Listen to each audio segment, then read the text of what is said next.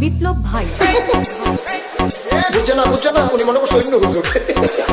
সিফা দিয়ে বইয়া তাহে ও বর তেলি হুইতালা নেই চিন্তা করে না বইয়া তাহে ঘরে কইতাস আরো কইতাস আরো কিছু কথা লইয়া যান ভাই যাইবে যখন দুইটা কথা লইয়া